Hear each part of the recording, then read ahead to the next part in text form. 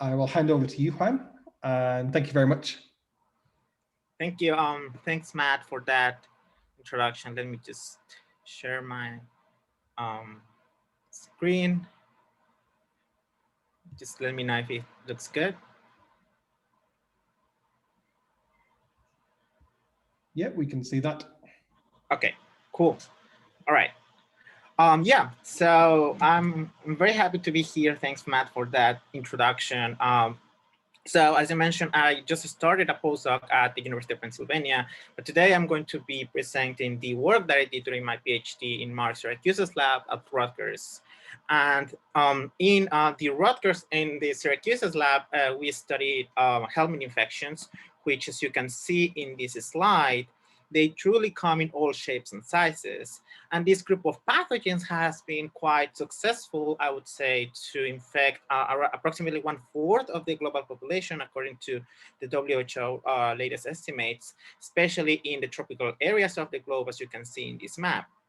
And the problem with these infections is not only this high number of cases, but also the fact that these diseases often result with high reinfection rates, and there is no vaccine to treat helminth infections. Therefore, there is an urgent need to develop new therapies to combat these diseases. And that is one of the reasons why in the Syracuse lab, we believe that understanding the immunity against these pathogens can inform these platforms. And despite the diversity of these parasites in their shapes and life cycles, it's well established that immunity against these pathogens relies on the production of type 2 cytokines.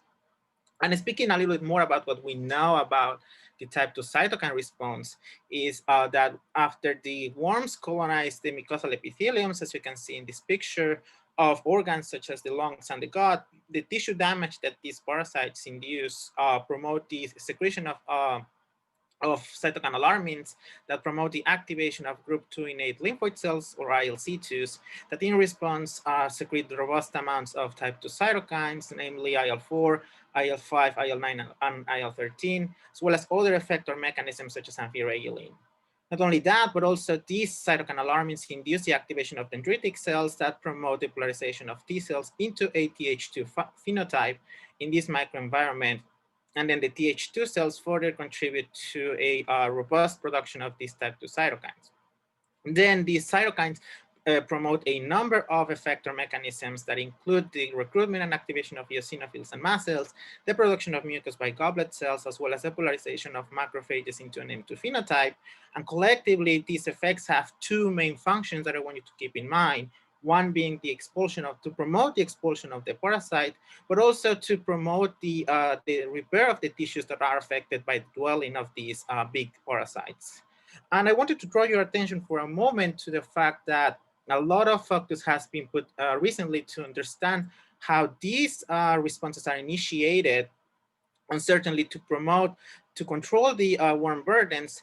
But I would say equally as important is to understand how these cytokine responses are properly regulated, are limited in order to avoid an overwhelming type 2 cytokine response that can develop in these conditions, especially in conditions such as fibrosis that is observed in patients infected with helminths for a long time. So yeah, I just want you to focus on that, and I'm telling you what in a minute. But really, when I started my PhD, I guess at that time, I started with a very specific question which was to understand what was the contribution of basophils, because, and we were interested in basophils because they are known to expand in numbers in the context of a helminth infection. But, you know, as you can see in this picture, the roles that basophils play are not really well understood. That's why they are just put there. We don't really know what they do. And a little bit more to dig in a little bit more into basophil biology, I already mentioned that these cells expand following helminth infection, also during allergic diseases, but they are also activated by soluble mediators that are known to be secreted in the context of a helminth infection, such as cytokines, including IL-3 and IL-33, as well as the cross-linking of the IgE antibodies that are bound to the surface of basophils. And in response to these signals, basophils secrete robust amounts of soluble mediators, including histamine. They are mostly known for for that mediator, but they certainly secrete other bioactive lipids as well as type 2 cytokines, especially IL-4.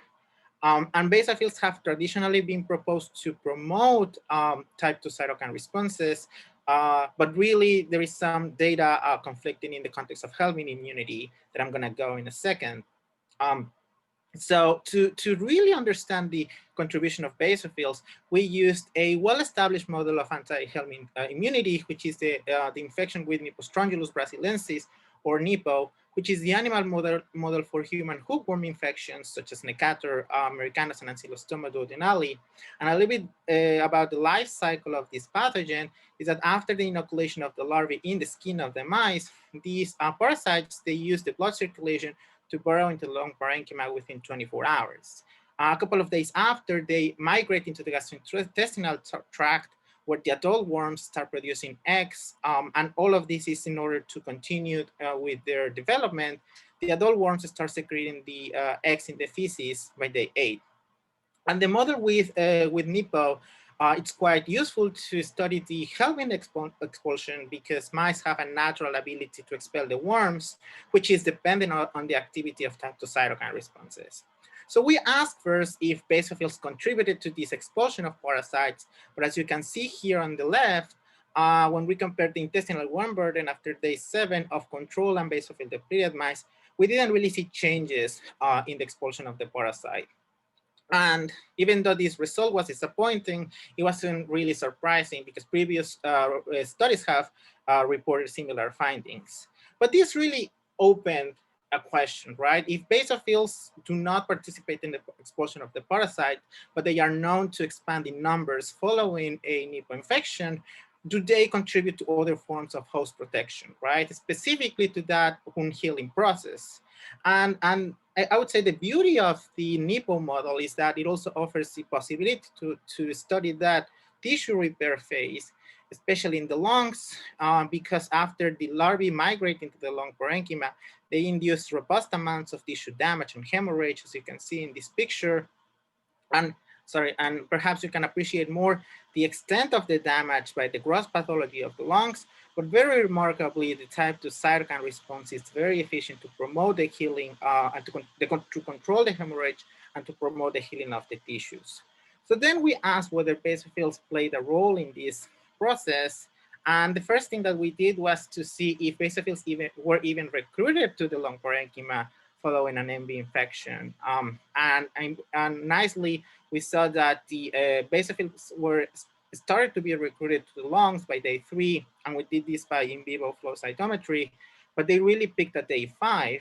When you look closer at the kinetics of this basophil response, we might get an insight why basophils don't really contribute to the expulsion of the parasite. But if they start infiltrating by day 3, but at that time, as I mentioned before, the larvae have already exited the tissue, this suggests that rather than promoting directly the clearance of the pathogens, again, basophils might contribute to other processes that occur once these parasites are cleared. So then we asked whether basophils contribute to the pulmonary function in order to get an idea of whether this wound healing process in the lungs was occurring properly. So we took control mice and we used a well-established model of basophil depletion in which mice carry the human diphtheria toxin receptor under the control of the MCPT8 gene. And we monitored the oxygen saturation of Nippo-infected mice.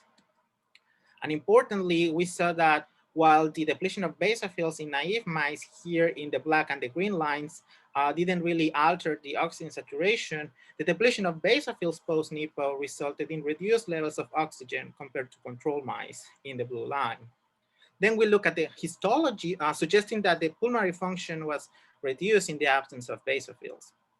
Then we look at the pathology of the lungs by H&E staining. And again, we didn't see major changes in the pathology when basophils were depleted in naive mice. However, when basophils were depleted post a Nippo infection, you can see that the immune cell infiltrate in the lungs it seemed to be increased. And therefore, we analyzed the cellular content by flow cytometry. And we found that one of the populations was increased was the eosinophils when basophils were depleted as compared to control mice infected with Nippo. We also noticed that the airways of these mice look a little congested. So we evaluated the production of mucus post-Nippo.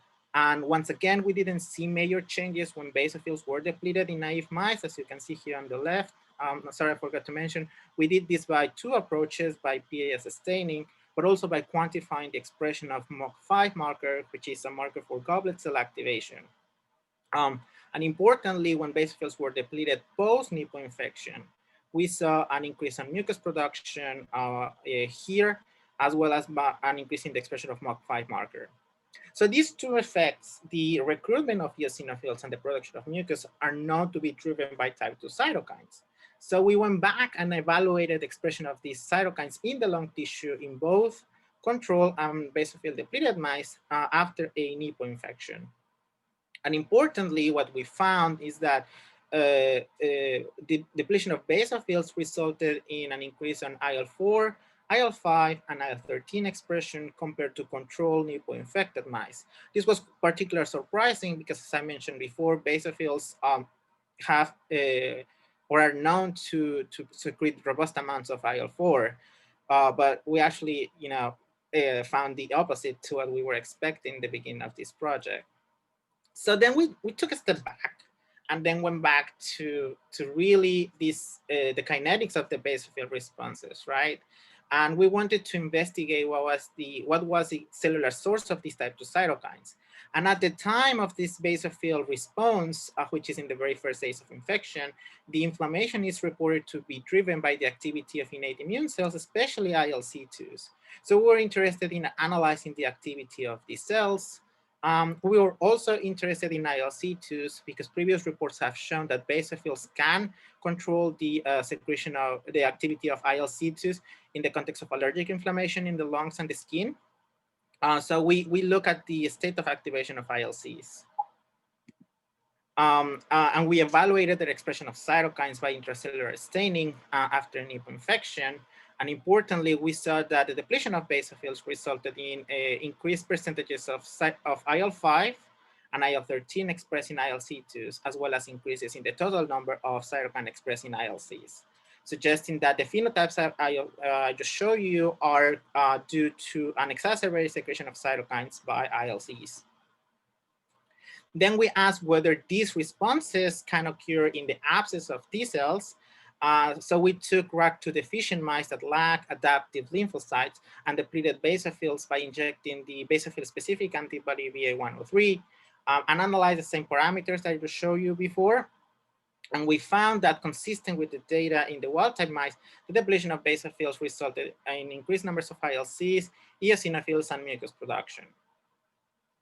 So what I've shown you so far is that it is known that following the tissue damage induced by the helminths, ILC2s are activated by a number of mechanisms, including the participation of basophils to promote the wound clearance and the wound healing. However, our data shows that once the parasite is clear, basophils may play a regulatory role in controlling the activity of ILC2s. So then we asked what was the mechanism by which basophils regulated the expression of cytokines by ILCs. And this was also, this question or this phenotype also offered the possibility to ask another question, which is, while there is a lot of literature showing all of the activation pathways of ILC2s, our understanding of how these cells are limited, are properly regulated, as you can see here, is less well understood. So we really wanted to understand how basophils may be regulating the activity of ILC2s. We did that by asking, okay, sorry, I saw one question. I guess we'll do questions in the end, sorry. We did that by, by doing the bulk RNAseq pathway analysis of ILC2s, so purified from control and basophil depleted mice to ask what were the genes that were altered in the ILC2s in the absence of basophils. And importantly, we found a number of genes that were downregulated when the ILC2s were so purified from basophil depleted mice. And when we asked what pathways were represented by these genes, one of the top candidates was the neuroactive ligand receptor interactions and the G protein coupled receptor family. And this pathway was particularly interesting for us because neuropeptides that signal through this pathway have been recently highlighted to regulate the activity of ILC2s, neuron-derived mechanisms, including neuropeptides and neurotransmitters or even hormones. In particular, we're interested in neuromedin U because again, it signaled through the same pathway that we got from the pathway analysis, and also because neuromedin U has been highlighted by at least 3 independent groups now to be a robust activator of ILC2s. And neuromedin U belongs to the family of neuromedin peptides, which are classified into 4 classes, namely bombesin, canasin, neurotensin, and neuromedin U. These are short peptides. I'm just showing you here neuromedin B as an example, that are expressed in the CNS, in the lungs, and the GI tract. And as I mentioned, after these peptides bind to the receptors, they signal through G-coupled receptors, although the signaling pathways are a little different depending on the peptide. And these molecules have been associated to a number of physiological functions, and even though some immunomodulatory properties have been associated with neuromedin family members, their contributions to anti-helminth immunity are not well understood. So then we started by analyzing the expression of the receptors for these neuropeptides in ILC2s in both the presence and absence of basophils by real-time PCR. And what we found is that when the ILC2s were sort purified from basophil depleted mice, they presented with reduced expression levels of neuromedin B receptor, in contrast to neuromedin U receptor that levels that were not significantly altered by the depletion of basophils. We also evaluated the expression of the ligands. I'm just not showing you for the sake of time here, but they were not altered by the depletion of basophils. So we then focused on this finding, and we wanted to evaluate if this also was the case at the protein level. So we evaluated the expression of neuromedin B receptor in the ILC2s by flow cytometry. And importantly, while the ILC2s from naive mice, they didn't express high levels of the receptor, the expression of neuromedin B receptor certainly increased post-Nippo infection, which was then reduced when the basophils were depleted. And importantly, neuromedin B receptor was also found to be expressed by other immune cells, including AV max, but the depletion of basophils didn't really alter the expression of neuromedin B receptor.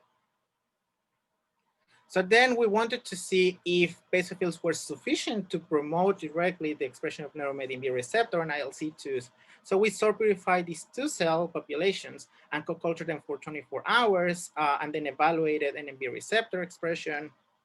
And as you can see here, importantly, basophils were sufficient to promote the expression of neuromedin B receptor in the ILC2s compared to ILC2's culture alone.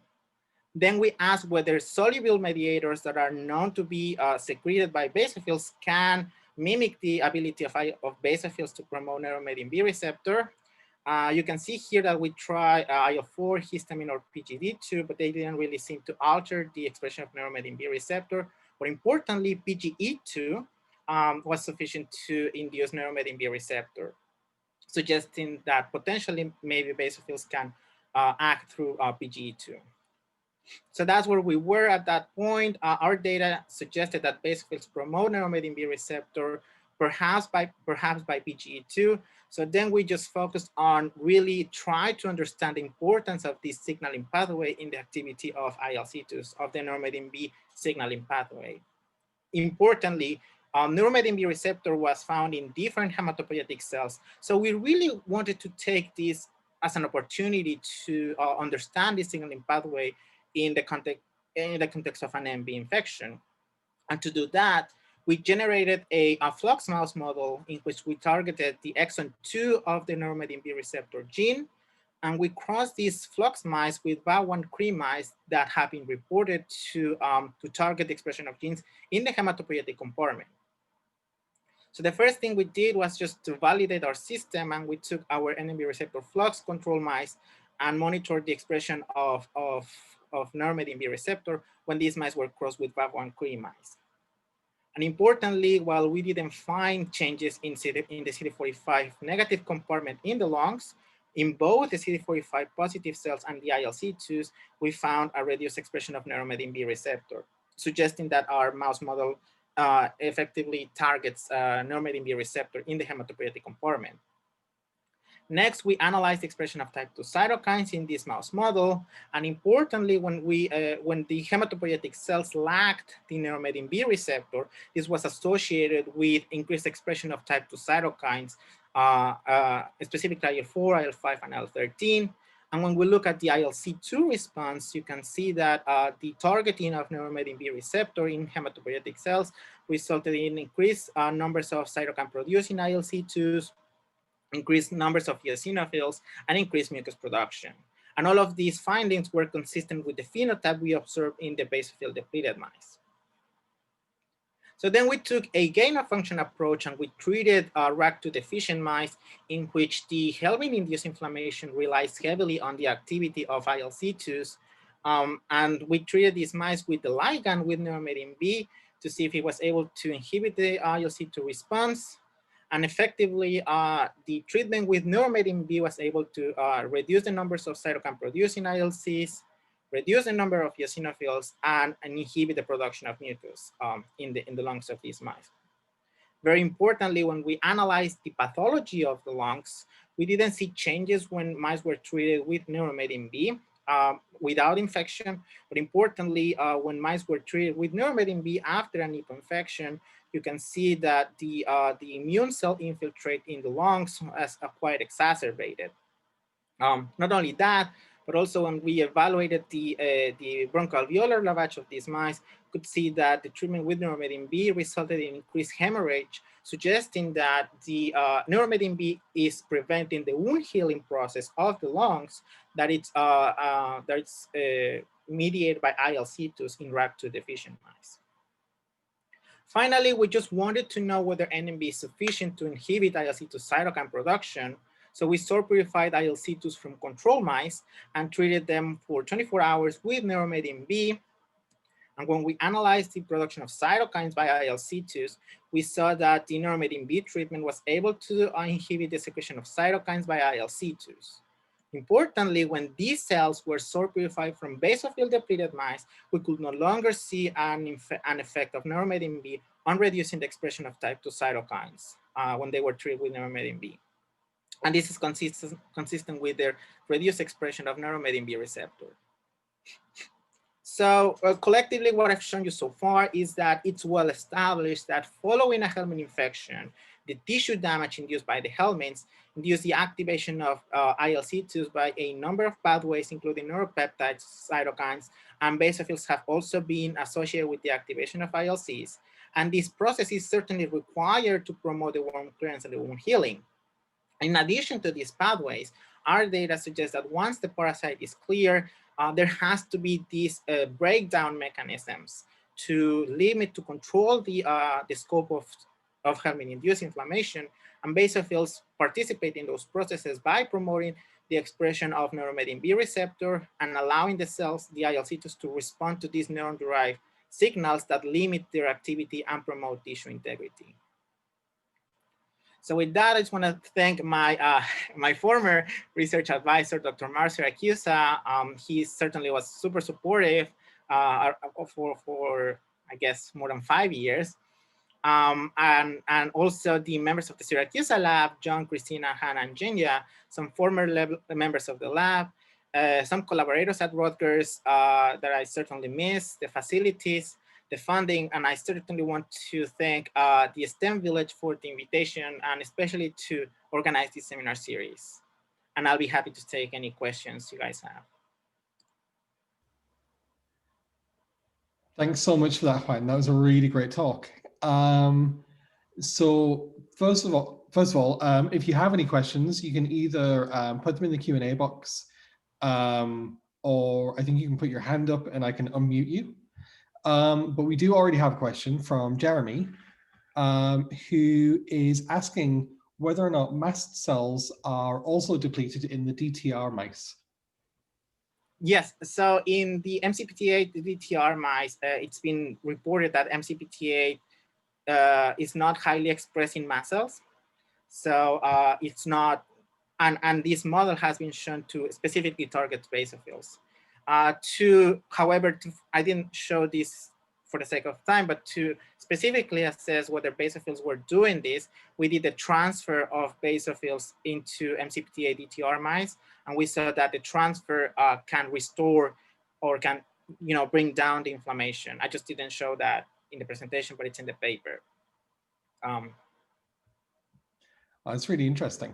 Yeah, so we have one more question, which, oh, wait, we've got a couple more questions actually. So first of all, Bonnie is asking, what drives NMB production from neurons? What do you think is the initiating event for the NMB ILC2 circuit? Yeah, now that's a great question. Certainly one of, I guess, we just focused on the basophil ILC2 axis for my PhD. We're definitely looking into that.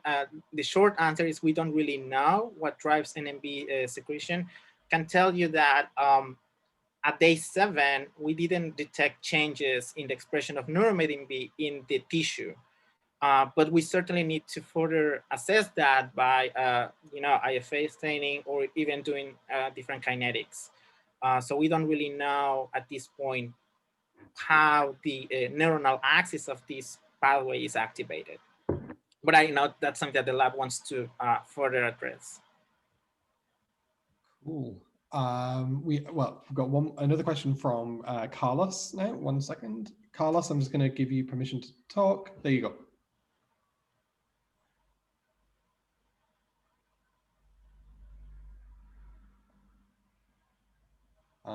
Can't hear anything, Carlos.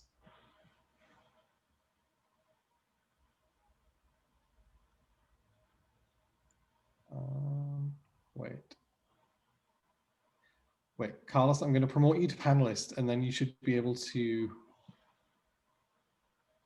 that might help. You might be able to put your camera on now.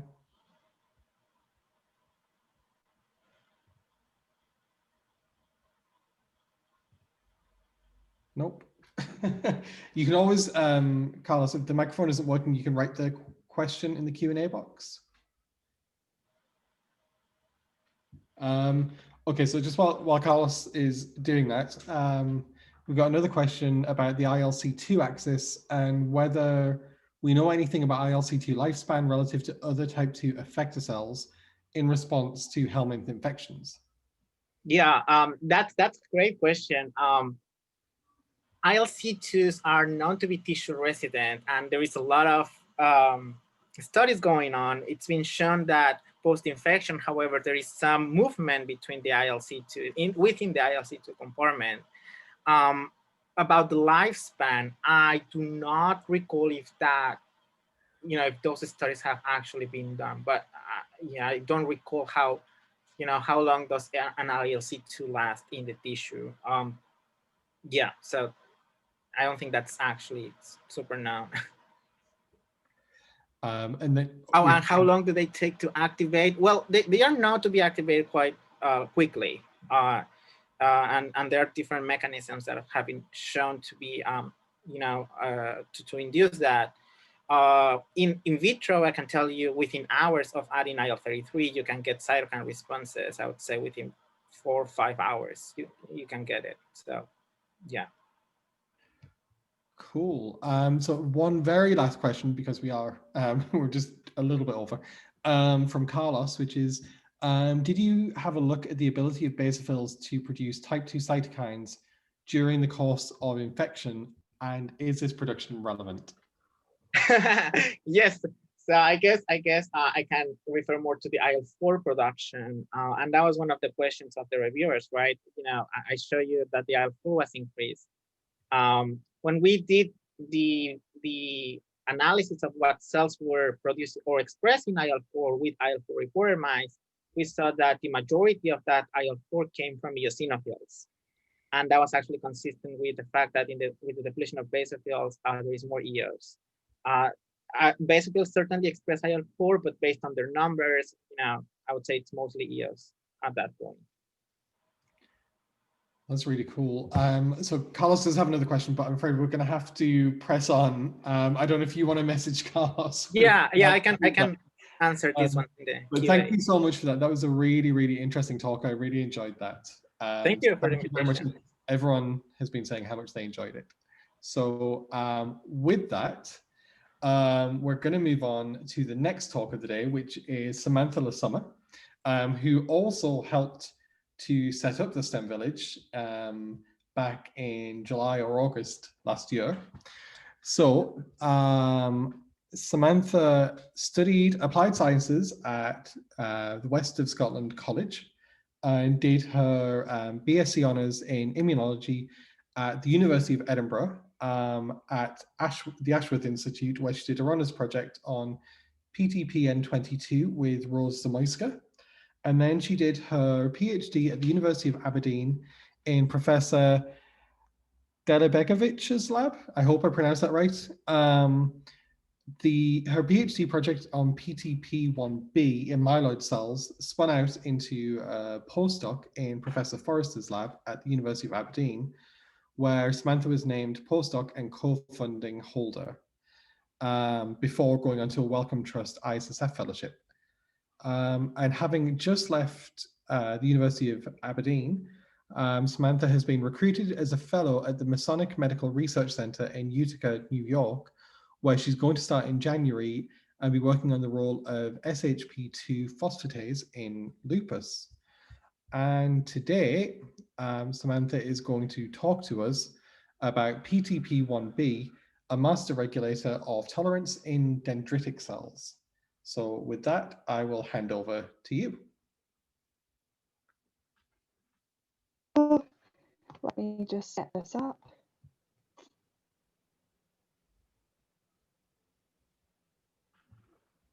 I should also mention, just while Samantha sets that up, that Samantha will also be hopefully co-chairing or chairing some of these sessions.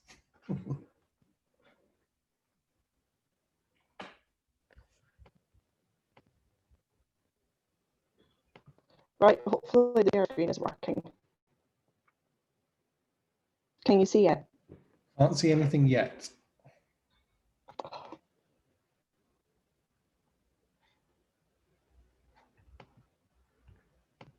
So it's saying that your camera's still off.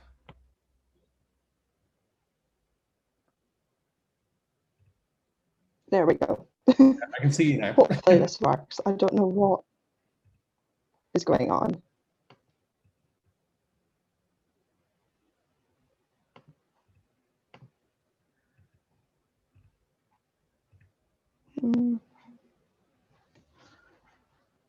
Technology. Oh yeah, absolutely. And also it's the first session. Of course it was something was going to happen. There we go. Hopefully that's working now. Okay, we can see the screen now. Can you see the slides? Perfect. Hi.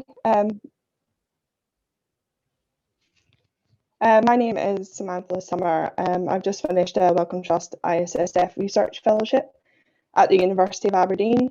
My work really for the last 7 years has focused on this enzyme here, PTP1B, or protein tyrosine phosphatase 1B, and its regulation of inflammation in myeloid cells. So, start with a brief overview of what autoimmunity is. Autoimmunity is the result of immune dysfunction. So it's basically where the immune system attacks the self. The immune system becomes reactionary to autoantigens, and part of the mechanisms in place to prevent this from happening is called peripheral tolerance. And this is controlled by a type of myeloid cell called a dendritic cell. And dendritic cells really are the main antigen-presenting cells of the immune system. While there are other cells such as macrophages and other myeloid cells that are known to present antigen, dendritic cells are completely specialized in this process. And really, their job is to act as a bridge between the innate immune system and the adaptive immune system. And the way I like to think of them is essentially they are the conductors of the orchestra that is the adaptive immune system. These cells help regulate a number of internal and external threats to the body. So an external threat will be dealt with normally by a balanced optimal immune response, and this will result in either no action being taken or the clearance of a pathogen. Underactivation from an external threat often leads to chronic infections, or underactivation to an internal threat can lead to, again, chronic viral infections or cancer. Overactivation to external threats normally results in sort of your allergic reactions, and your overactivation to an internal threat, which is what I'm interested in, normally results in immune disorders such as rheumatoid arthritis, type 1 diabetes, psoriasis, lupus, etc. So really what we're aiming for as immunologists when we're trying to find out the mechanism behind a disease is to aim towards using that as a way of returning the immune system to this balanced optimal state where the disorder is dealt with and cured, but you leave a person's ability to deal with an infection intact. So if you go all the way back to undergraduate immunology, the model of T-cell activation is taught as a two-signal mechanism where you deliver signal 1, signal 2. Recently, this has come under fire, and I think it kind of oversimplifies really what's going on. Dendritic cells actually deliver 3 signals to T cells. The first signal, of course, is antigen presentation, where dendritic cells will sample their environment, take up chunks of things, digest it, and then present it on MHC class 1 and 2. This process is normally always happening. So you will be under normal conditions where you're not having an immune response, presenting self-antigen most of the time. The second signal is co-stimulation. So when antigen presentation happens along with an activation, you get upregulation of co-stimulatory molecules such as CD40, CD80, and this provides co-stimulation to T cells. But dendritic cells also produce cytokines, and these cytokines will convey a lot of information to T cells on what they are to do next. So you have antigen presentation, co-stimulation, and cytokines, and these all kind of converge together and mesh together to create what are quite complex and detailed instructions to a T cell. First thing I want to get out of the way, I'm going to talk about tolerogenic DC through this presentation. They are not resting dendritic cells. There is a convention within dendritic cell immunology to think of either resting or activated dendritic cells. This model is mostly out of date. I personally think it is an inaccurate model and it doesn't display the full complexity of dendritic cells. And resting DCs don't have any MHC or any co-stimulation. So if they can't present the peptide or the antigen that you were to become tolerant to, they're not tolerogenic DC. So that's a bugbear of mine I'm going to get out of the way to start with. So this picture starts to get really complicated very quickly. So signal 1 and 2 plus inflammatory cytokines like IL-12 will normally induce a type 1 helper T cell response. Signals 1 and 2 plus IL-4 will normally produce defense against helminths, which we've just heard about. You will get signal 1 and 2 with IL-6 and TGF-beta, and this is normally a Th17 response. This is involved in autoimmunity, but also in bacterial defenses. And the ones I'm really interested in are the sort of Treg responses. So signal 1 plus a weak signal 2 and anti-inflammatory and immunosuppressive cytokines such as TGF-beta and IL-10 induce Tregs. Tregs also help maintain tolerance. So again, this comes back to this idea that a tolerogenic DC cannot be a resting DC because otherwise it can't present and it won't be producing cytokines. So Protein tyrosine phosphatase 1b is really the enzyme I've spent most of my academic career working on. It's a non-receptor tyrosine phosphatase that is localized to the cytoplasmic face of the endoplasmic reticulum. This is the active site of it here.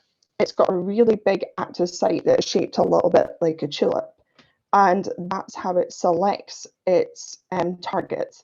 So really, any phosphatase site that will fit in there is going to get dephosphorylated by PTP1B. At the moment, there's around about 70 verified targets of this enzyme, so it really doesn't care. I call it the Pac-Man phosphatase because if it's big enough, it's going to chomp off. In general, again, removing phosphates from signaling molecules turns them off. You will always have exceptions to that rule, but generally, if it's not phosphorylated, it's turned off.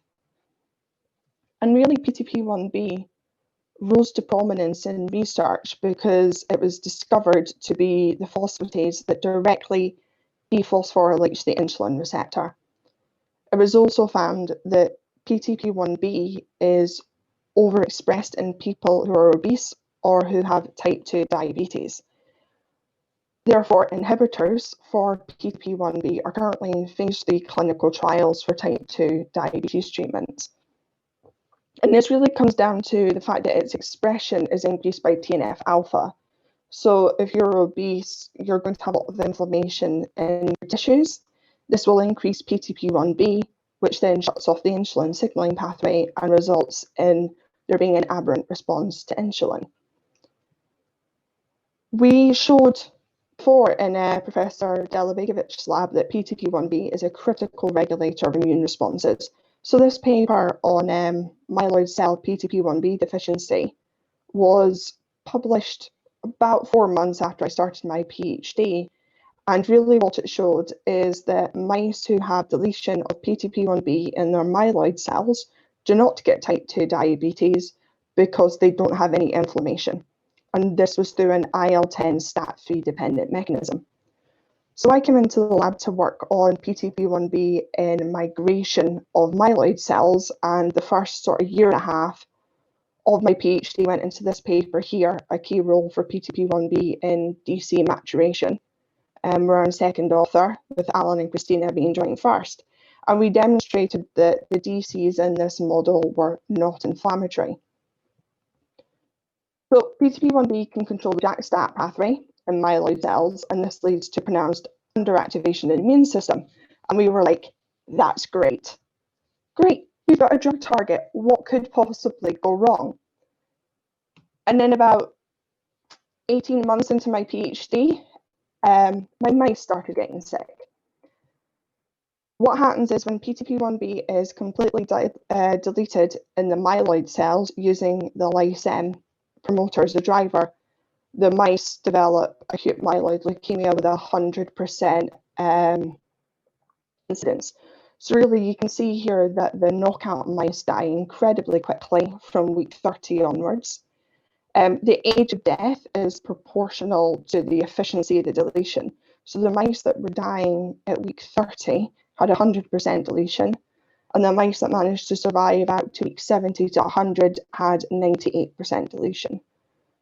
So this then became really concerning to us about what actually is PTP1B doing in the immune system.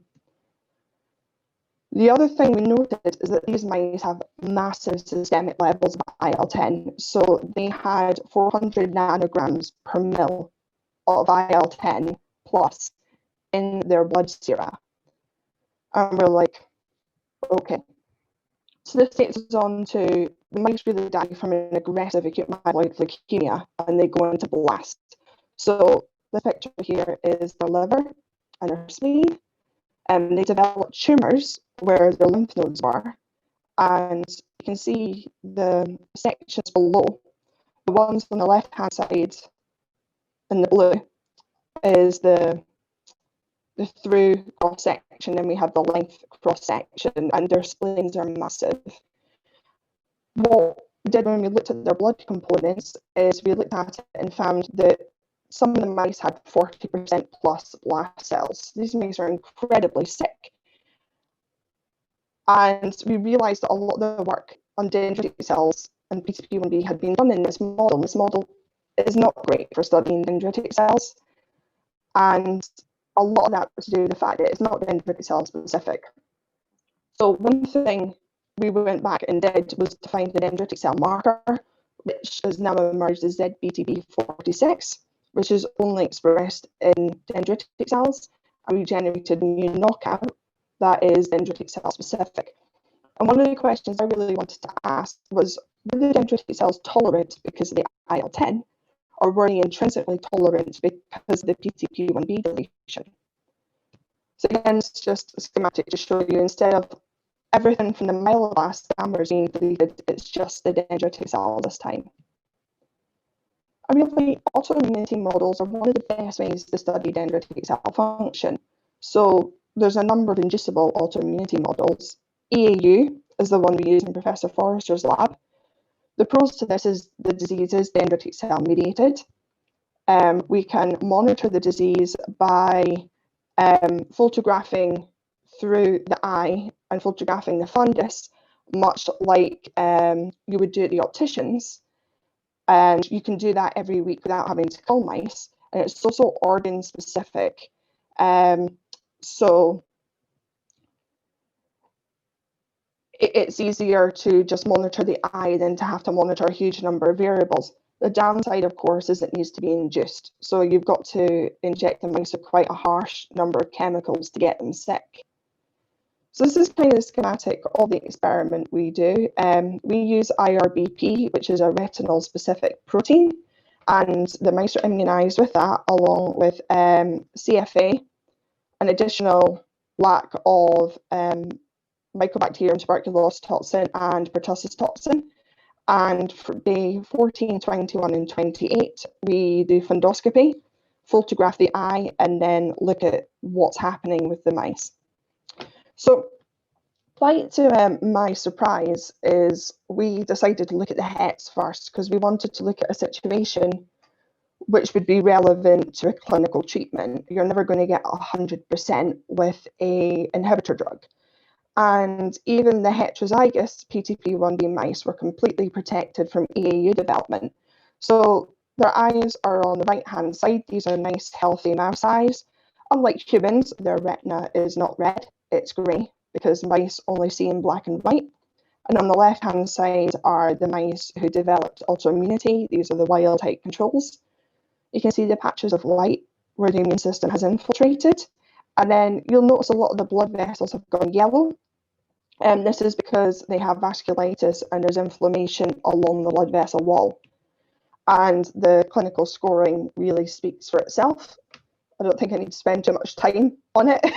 It's nice when a graph turns out like this.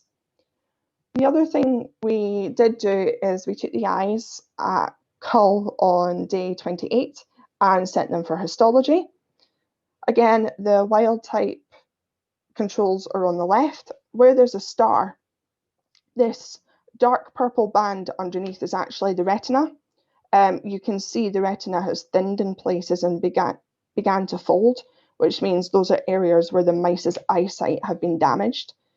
And on the bottom right-hand corner, you'll see this big pink blob with lots of dots around it. That's vasculitis. So that's where a capillary has dilated and become inflamed. And we have the nice, healthy, wild-type controls on the right-hand side. And again, the histology scoring really speaks for itself in that the heterozygous mice just do not get sick. I was quite surprised by this and started wanting to dial down into the mechanism of why these mice were so tolerogenic. And we didn't really know where to start. So I went and got a grant myself to pay to do RNA sequencing. And it revealed that a lot of the tolerogenic markers were increased and a lot of the inflammatory markers were decreased. So there was a decrease in the whole of the antigen presenting machinery, the co-stimulation machinery, and also the inflammatory cytokines.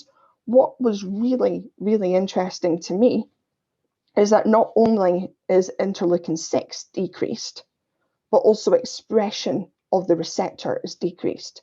So the dendritic cells in these mice, and these are DCs we ran through the RNAseq, are not only producing less IL-6, but they're also almost insensitive to it. On the converse of that, we saw increased IL-10, which is almost what we would expect in the PTP1B knockout model now, but we also saw increased expression of the IL-10 receptor. So these mice are less reactionary to IL-6 and more reactionary to IL-10, and they have more of it. We also saw we had increased expression of tolerogenic markers such as SPI1, CSF receptor, and FOS. And really, there was so much data we got out of this, I was like, oh, my head is spinning. So I went back and looked at the mice again and tested their serum IL-10 from their blood serum. These are from the mice that had been put on the EAU experiment. So mice that developed autoimmunity had around about 20 nanograms per mil of IL-10 in their blood sera. The mice that were protected had around double that at 40 picograms per mil in their blood sera.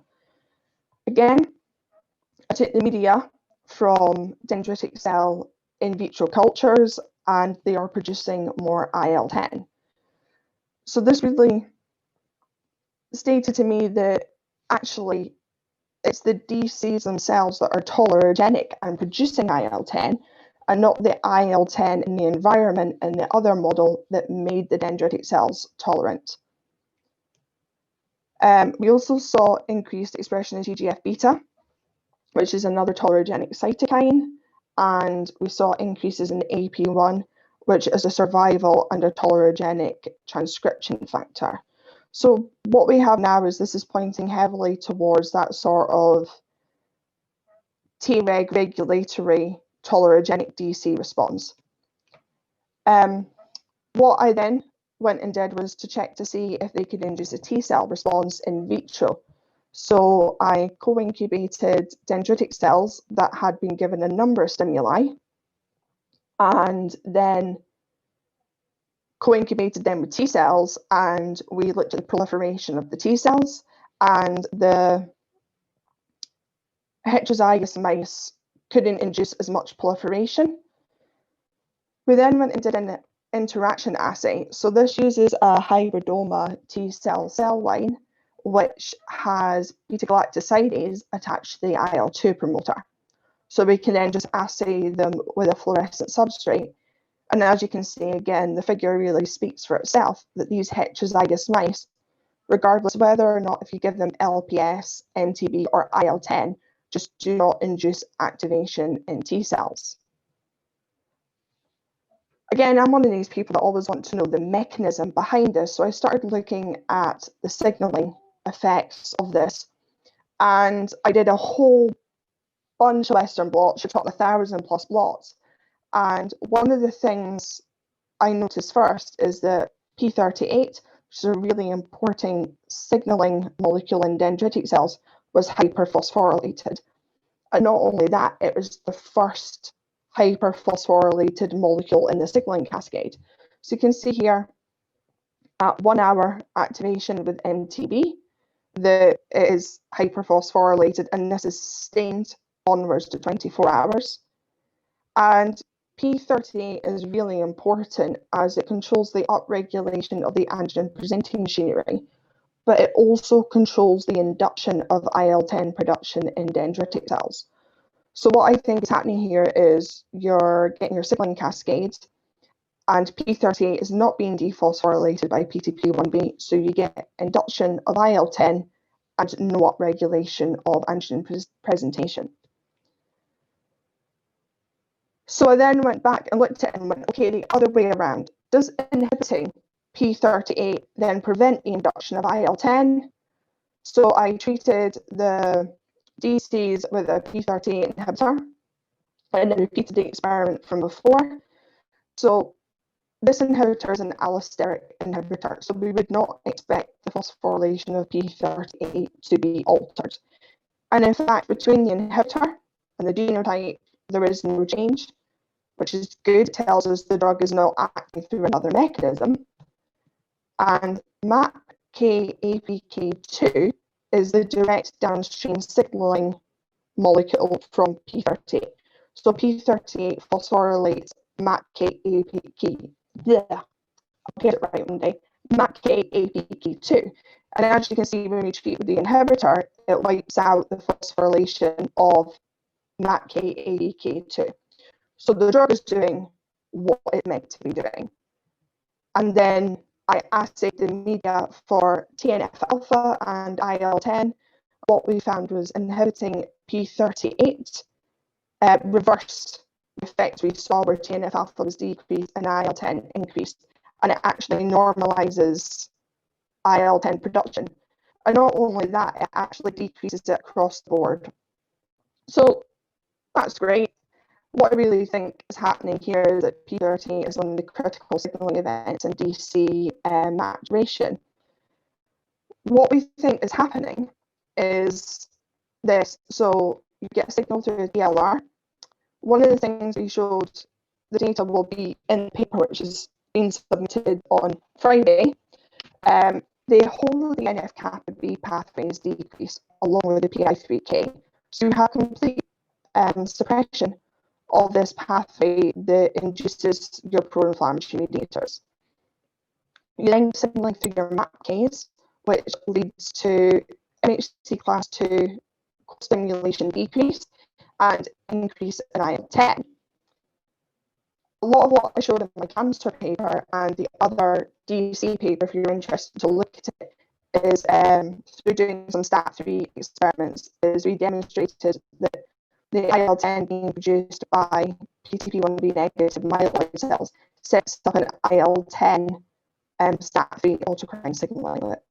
This sustains IL-10 production, but also induces TGF-beta production, which explains why the TGF-beta was only increased after 24 hours. So what you really have is a two-phase system of signaling where your P38 is controlling early activation and your STAT3 IL-10 is controlling the long-term late activation 24 hours later. So really, when we drill down to it, PTP1B is a negative regulator of antigen presentation and of immunogenic polarisation. So early activation is controlled by PTP1B directly dephosphorylating P38 to promote antigen presentation and to suppress IL-10 production. PTP1B also directly dephosphorylates STAT3 to induce pro-inflammatory polarisation during late activation. Therefore, loss of PTP1B causes phospho P38 increase, the induction of IL-10, and then the setup afterwards of an autocrine signaling loop. This results in a stable tolerogenic phenotype. And people have been trying to use DC vaccinations for decades now to treat autoimmunity. And the big problem we've always had is that the tolerogenic phenotypes were not stable. So inhibiting PTP1B in autologous dendritic cell transfusions may actually be a way of inducing a stable tolerogenic phenotype to induce tolerance to an autoantigen. That's kind of what you'd be looking at moving this work forward into. Yeah, I always feel weird ending talks. I never quite know how to end them. Finally, all this work was done at the University of Aberdeen. I'd like to thank all the people in both Mirella and John's lab, along with Professor Benjamin Neal, who helped with some of the cancer work during my PhD, and Dr. Kendra Brents, who also helped with some of the PhD work. My PhD was funded by the British Heart Foundation and the University of Aberdeen, and fellowship were funded by the University of Aberdeen and the Wellcome Trust. As I said, I will be starting in New York hopefully in January if my visa comes through this time around, and I will then be working on another phosphatase SHP2 in lupus, so really looking to push onwards with the phosphatase in autoimmunity setting. Thank you all for listening, and I would love to take questions. Thank you so much for that. That was really cool, really interesting. Just No, you know when you've just like been through a big talk and you're just like, wow, okay, cool. Sorry. No, that it was great. So if anyone has any questions, you can either, as I said before, put your hand up, or you can write it in the Q&A box. I have a question. Oh yeah, okay. So I was wondering if you see these sort of mutations in PTP1B in patients with any form of autoimmunity. Do you see this sort of, is it known? It's not known because nobody's looked at it yet.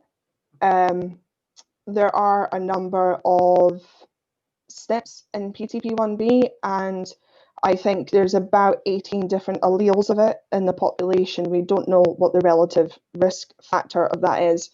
We do, however, know that in patients with aggressive acute myeloid leukemia, they have the del20q mutation, and PTP1B is included in that mutation, so they get PTP1B deleted in their myeloid cells.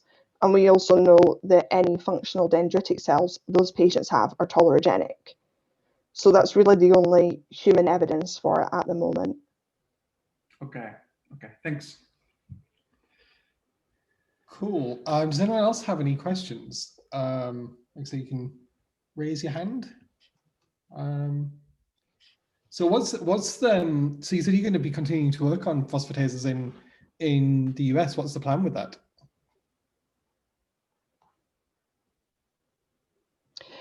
So I've been recruited as a fellow, so I've got my own funding in the centre for 3 years, and then the plan is to start looking at SHP2 in humans. The Masonic Medical Research Institute is attached onto a hospital, a private heart hospital, and people who have lupus often have cardiac problems as well. So that's kind of the route I'm going to be going down with that there, and hopefully onwards to look at, again, moving up once that work is done and continuing on to try and get a PI funding and have a phosphatase autoimmunity lab. Nice. That sounds like sounds great. I hope that the visa comes through soon. Yeah, so do I. I'm sick of worrying about it. I can imagine. Okay, well, if we don't have any more questions for either of the panelists, then you can contact them both through Twitter, and also these talks will be put on YouTube as soon as I'm able to. And Sammy has put her Twitter handle in the chat box. Would you be able to put yours in, Juan? Yeah. Thank you. So thank you so much, everyone, for coming. Really, really pleased to see everyone here. And thank you again to Juan and Samantha for fantastic talks and a really great start to the seminar series. Just one last thing before everyone goes. I think there was a little bit of confusion.